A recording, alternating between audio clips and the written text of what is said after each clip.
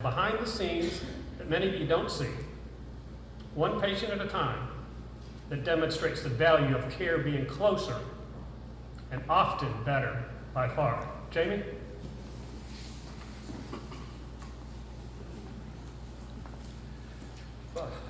I want to tell a story about the Friday night of the hurricane.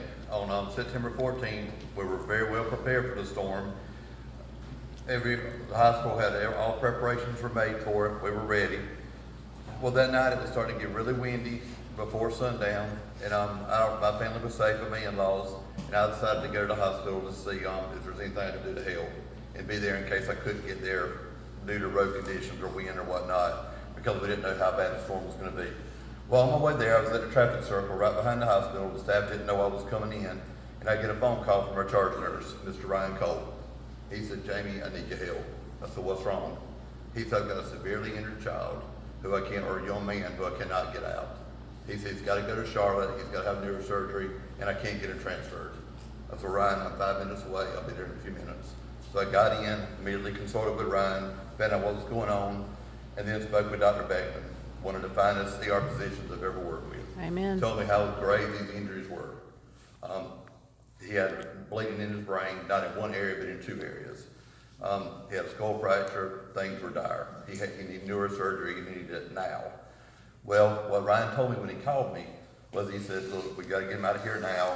He said, "Transport's telling me it'll be 4 hours. Dr. Beckman said he'll be dead in 2. So we knew we were behind the clock. We got to get this done. We got to get it done now.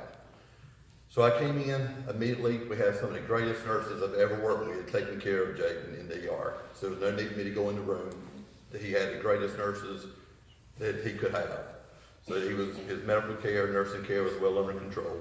So I grabbed my Rolodex and started making phone calls. The first thing was, that we can't get him to Charlotte, west to Charlotte because of the storm, let's try south. The storm wasn't as bad there at that point. So I tried our partners at McLeod's. We have contacts there. Said, let's try McLeod's, see if we can get it set to there. We couldn't get transport. We also have a good working relationship with Carolinas in Florence. They also have neurosurgery. Called a good friend of mine at the transfer center there, willing to take him, so we'll get everything done. Once again, cannot get transport. So I said, let's call Marvel Rescue. They couldn't transport either because of the wind. And so we were trying everything we could. So I said, okay, those are our normal routes. Let's try something different. I called one of our executives, Mr. David Salzline, who's well connected with the Sheriff's Department, was very involved in our preparations. I asked him, do we have any FEMA or National Guard resources?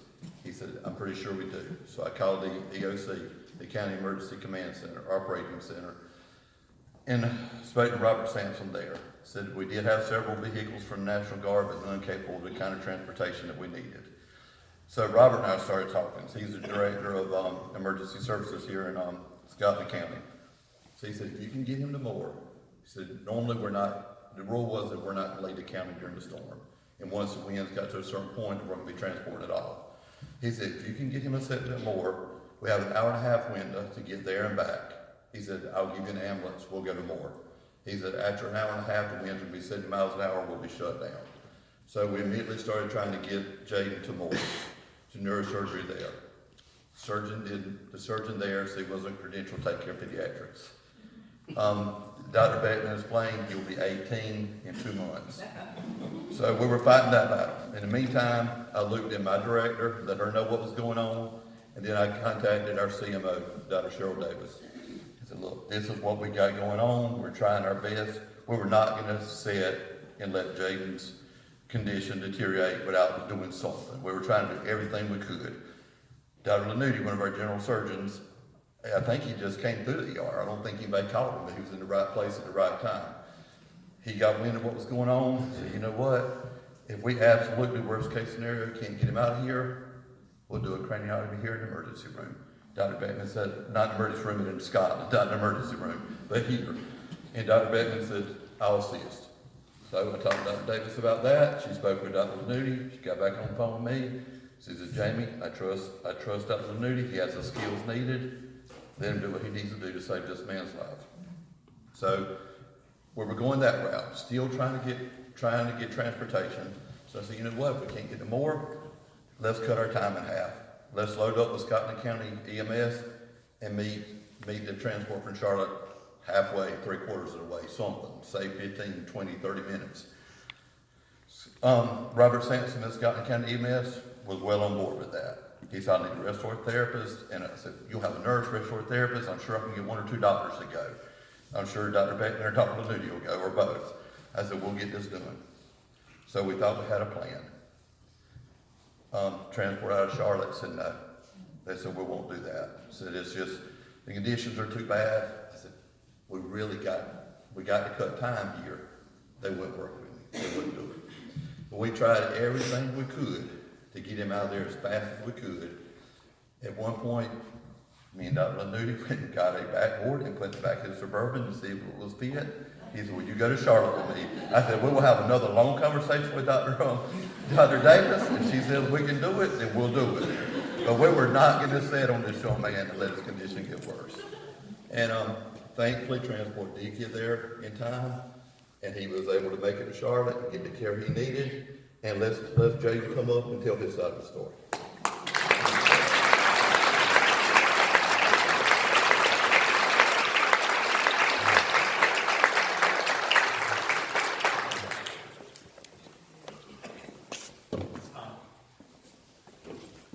I'm Billy Olsen. The way I normally introduce myself is I'm the pastor of St. Luke United Methodist Church over on Turnpike Road, right near what the kids call the Dragon Park. And usually at that point people go, oh yeah, I know where your church is. But on the program, it says grateful patience. I'll be identifying myself as grateful patient of Scotland Healthcare for the rest of my life. Yes. My son and I were injured while we were moving storm debris. It is not just our story. It is your story. You have a share in my family's history, and you always will. Her name is not on the program. My wife Elaine, Jadon's mother, is here, and she is our videographer.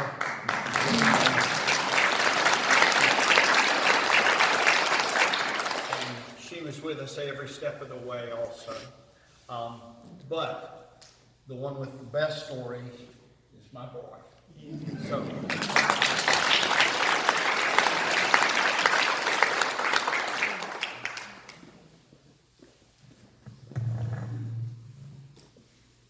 Good evening. Good evening.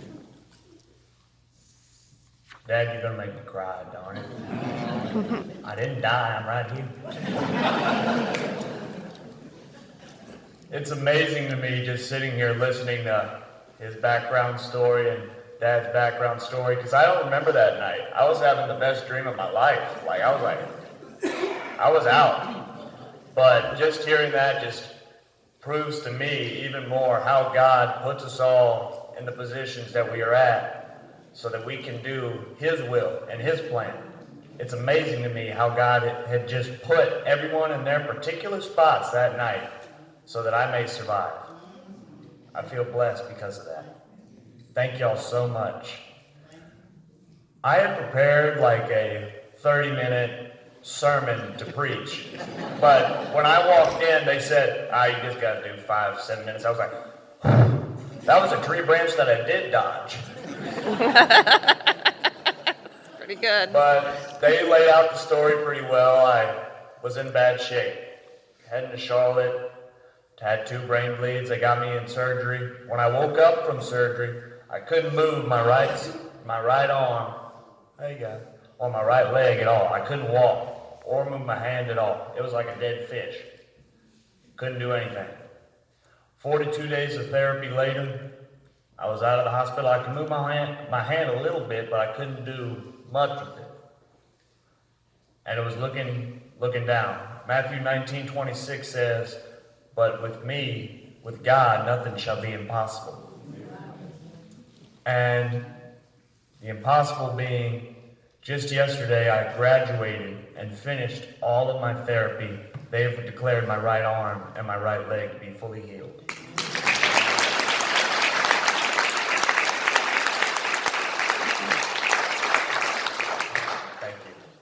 thank God. And my mama's going to get on me here if I don't mention some people to thank, so I definitely want to thank Dr. Beckman. Let's give him a round of applause, please. Thank you. I want to also give thanks to the therapist, because once I got out of Charlotte, I was in the hospital for 42 days in inpatient therapy. I want to thank Gary in the back, director of therapy, I believe, at Scotland, and I also want to thank Kevin, Amber, Iris. Everyone that I've had here has been absolutely excellent in the therapy and my recovery, so a round of applause for them.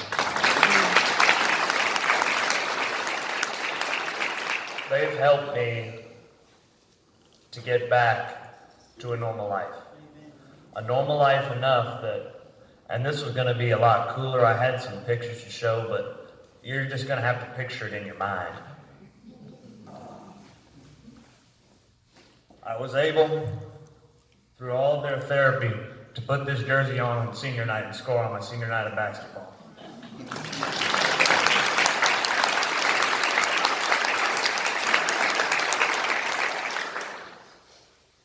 This morning I was like, Mama, wouldn't it be cool if I just wore this jersey under my shirt and I just ripped my shirt off and But I guess I can't fit that into 5 minutes, so. I just want to thank you all so much for giving me another chance to live a normal life. Thank you all so much. I pray that God will continue to work through all of you and me and all of us to do His will and continue to do His work to make more people's lives normal again in the year 2019. Thank you.